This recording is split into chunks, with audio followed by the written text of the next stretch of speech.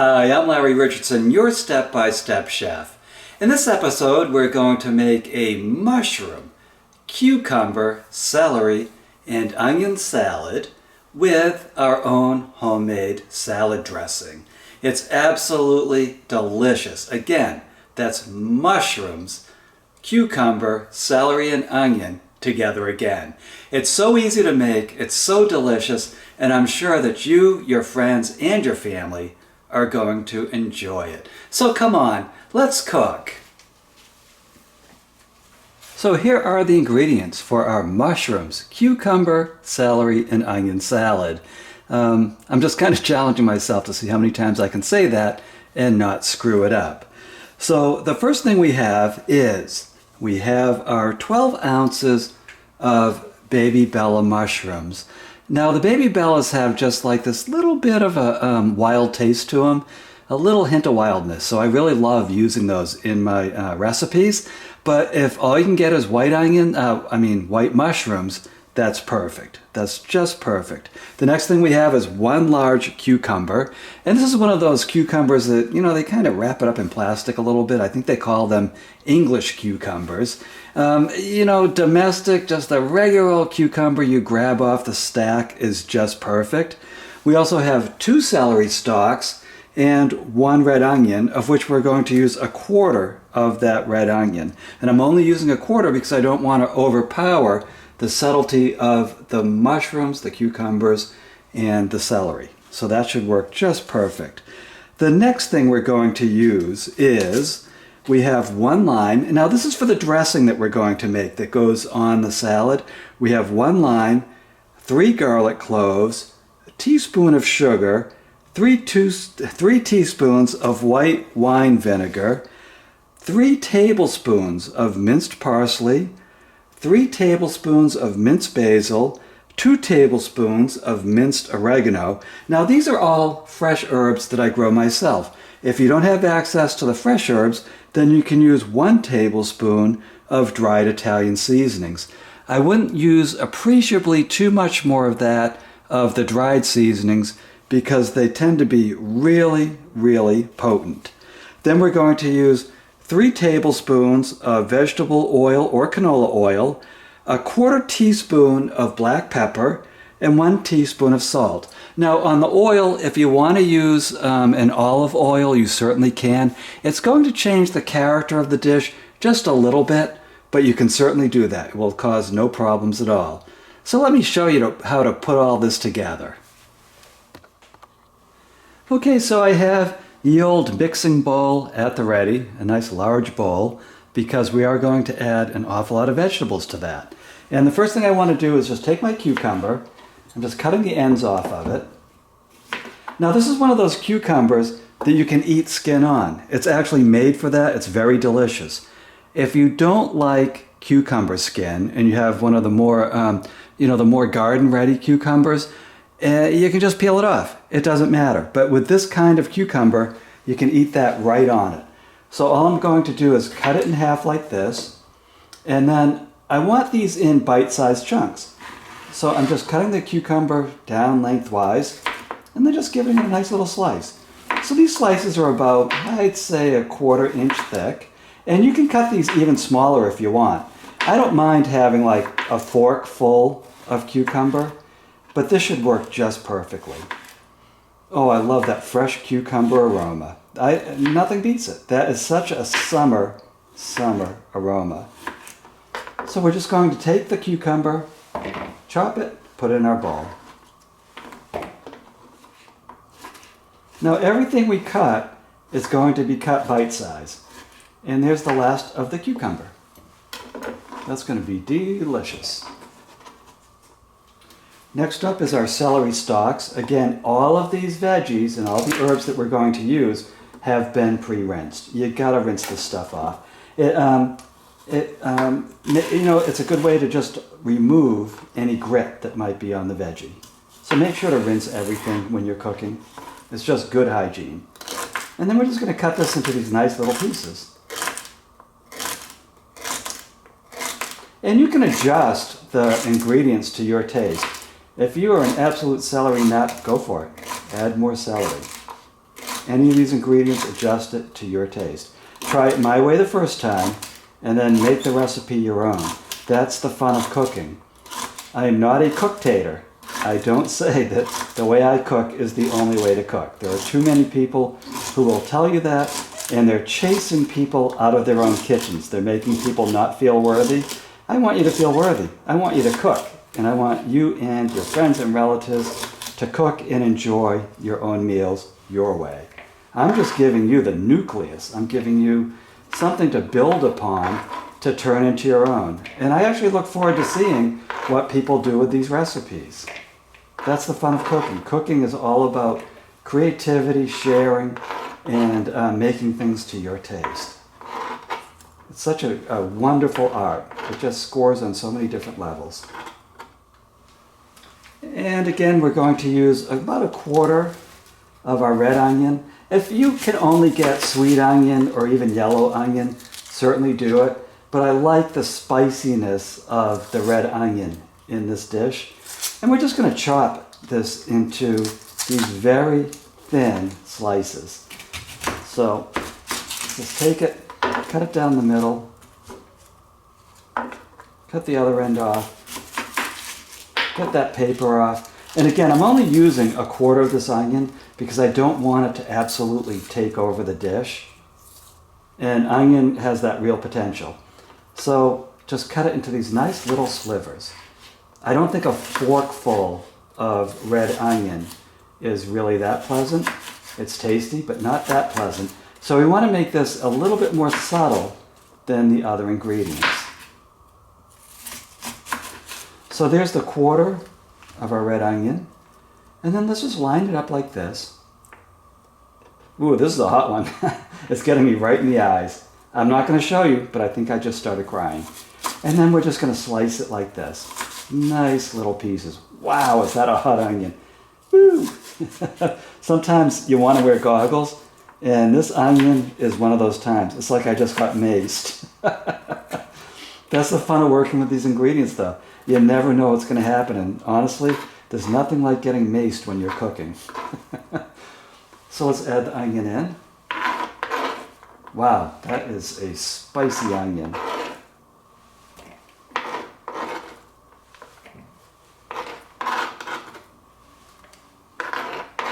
Woo! It's not the heat, it's the humidity. No, in this case, it's the heat. And here's the star of our show, the mushrooms. And I love this as kind of a summer salad. The mushrooms have such a nice gaminess. Now, if you're a purist, you might want to cut the stem off, just the tip of the stem, because in some mushrooms, that can be quite chewy. It can actually have almost a crunch to it. So if I see it looking kind of a little too substantial, I will cut that. I will cut that off. You'll know what I mean. Give it a little taste, and you'll know what I mean. If it's not pleasant, chop it off. Now, these mushrooms were washed and patted down. And then I'm just, again, going to put these into bite-sized pieces, just like this. And I'm going to do this with a whole bowl of mushrooms. I'll be right back. Okay, so as you can see, our major veggies are all chopped up and ready to roll. Doesn't that look delicious? And the aroma, I'm just saying, the aroma of fresh food, of fresh vegetables, is just absolutely to die for. So there's our veggie mix. Now what we're going to do is make our dressing. And the first thing we're going to do is take our lime, hardness, and I have this squeezer. If you don't have a squeezer, just squeeze the lime right into this bowl. Just squeeze it right into your bowl. You know, cut it into very thin slivers and give it a good squeezing. So there's our lime. Now we have our 3 garlic cloves, and I have one of these crushers, and you get these really inexpensively in just about any department store. And what it does is it just gets the garlic nice and crushed up and releases the oils that are full of the garlic flavor. And if you don't like garlic, you can leave it out altogether. But, you know, it's really not that much garlic, and it's a background note, so it really shouldn't be that offensive to anybody. And To garlic fans like me, it adds a delicious note that is appreciated. If you don't have a garlic crusher, just mince the garlic up really fine. Just keep mincing it and get it into the tiny, tiny little pieces. So there's our garlic. Now we have our 1 teaspoon of sugar, which offsets the acidity of the lime and the vinegar. So I do like to add a little bit of sweetness to it, and that's one of those flavors you will want to adjust when we're done with the dressing. Some people like it a little sweeter, some people like it super tart, so that's totally up to your taste. Now we have our 3 teaspoons of white wine vinegar. And you can use regular vinegar, but the white wine vinegar has a little extra character to it, so I do like to use that in my dressings. It's just not quite as harsh as regular white vinegar.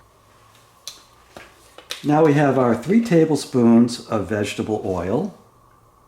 And canola oil is fine too, and even olive oil, though the olive oil will add a little bit of a different character to this dish.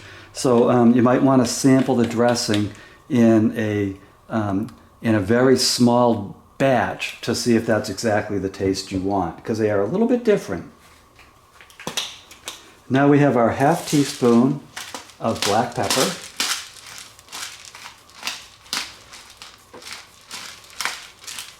And I love this ground black pepper. It just has a real fresh taste to it. But if you just have shaker black pepper, that's fine too. Honestly, the oil and the vinegar and the lime juice will bring out the flavor in the black pepper. And here's our teaspoon of salt.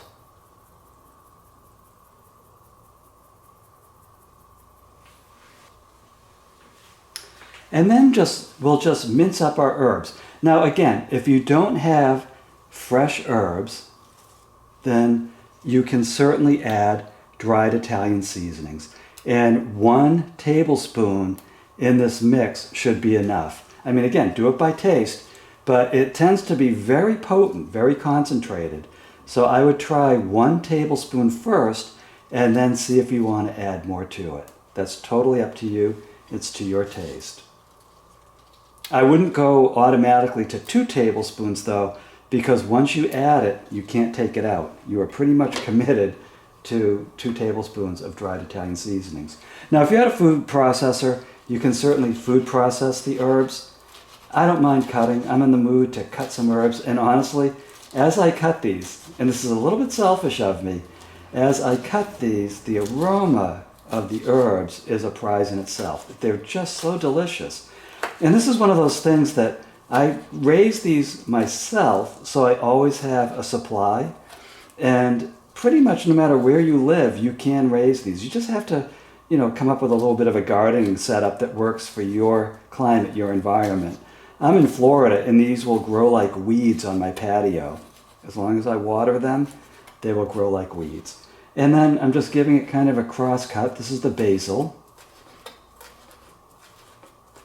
And get it pretty minced up. You don't have to get it super tiny, because I actually do want the herbs to have a presence in this dish. I want you to be able to taste them, and to taste them distinctly.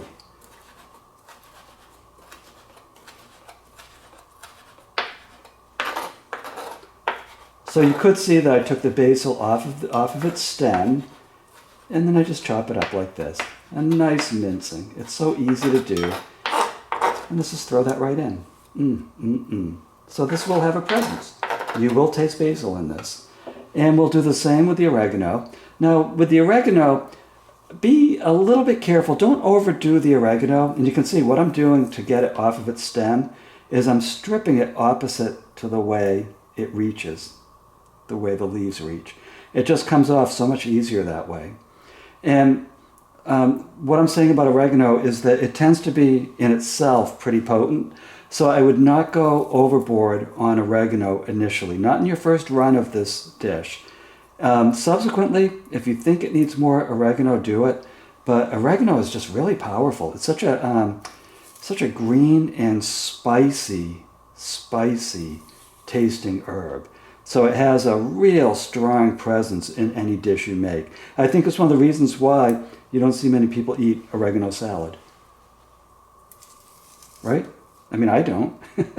Because it is so strong. And even in Italian dishes, when you're cooking a sauce, if you add too much oregano, you're going to know it.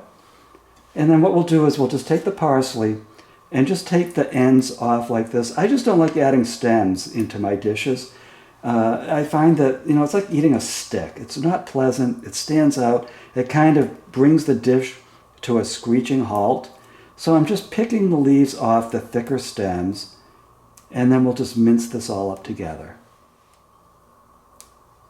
So there we go. There's our nice pile of herbs, and then we just go through and we mince it just like we did the basil.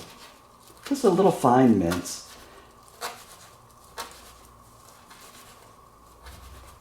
There's something about herbs. It just makes you glad to be alive. It's just such a gift. Such a gift. Just like most spices are. I just love the way spices just change the world. If I just had a bucket full of mushrooms and cucumbers and celery, then it'd be okay.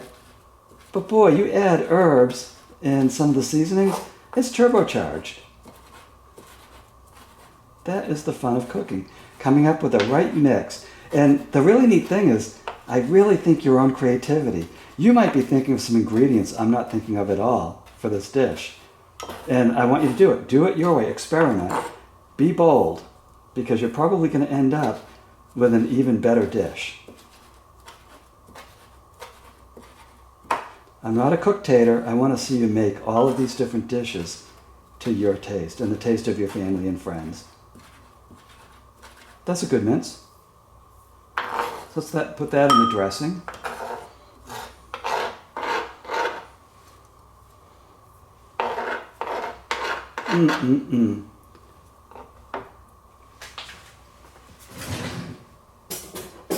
Now, because ingredients can vary,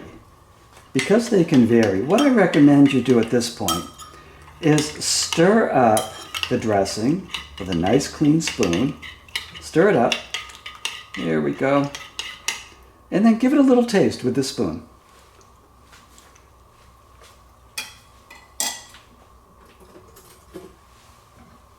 And is that what you're looking for?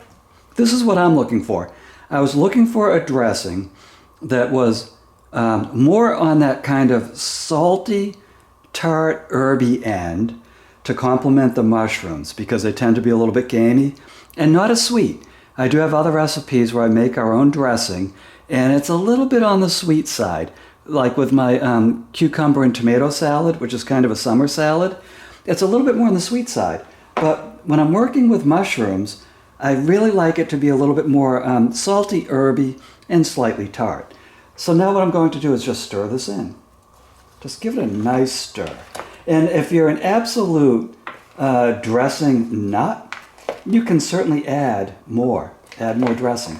But in this salad, because the mushrooms tend to be, kind of on the subtle side, and I want my guests, my friends and relatives, to be able to taste the mushroom's gaminess, I don't want to go overboard on the dressing. And I also want the mushrooms to stay nice and crisp. I want all the ingredients to stay nice and crisp. So that's why this amount of salad dressing works perfect for me. It's complementary. It's not meant to overpower.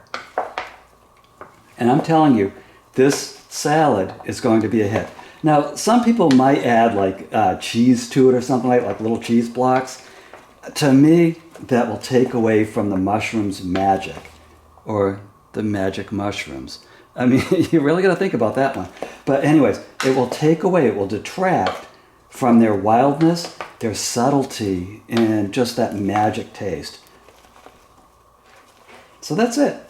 You just made a delicious, I'm going to try this again, mushroom, cucumber, celery, and onion salad with a nice homemade dressing. I think you're really going to enjoy this. So I'll see you in a moment. So congratulations, look at what you just made. You just made this delicious mushroom, cucumber, celery, and onion salad with a homemade herb dressing. It's just perfect. This is a perfect vegetable dish. I think everyone's going to love it. Now, if you like it, I have a printable recipe on my website, stepbystepchef.com.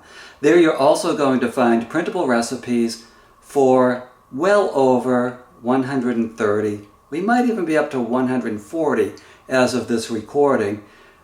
Printable recipes and video links, free video links. So I will stand by your side. We're going to work together and we're going to make over 140 different dishes. I mean, doesn't that sound like fun?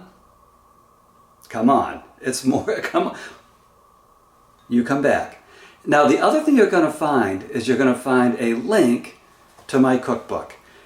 This is, there we go, Cooking with the Step-by-Step Chef. In this edition, we have 114 recipes, and there is a free video link for every one of them. Where we have so many more recipes at this point on the website, and it's just going to keep growing. I'm never going to stop. I'm not. So I think that your friends and relatives and you will enjoy this book. It's just the recipes. It's very basic. It's very simple. And you get those free video links, you combine it, and you're going to be cooking like mad. We're just going to have so much fun together. So I hope you will pick up the book for yourself, your friends, your relatives, your mailman. I mean, you know, he needs to cook too. So take a look. So again, my name's Larry Richardson. I am your step-by-step chef, and I'll see you in the next episode.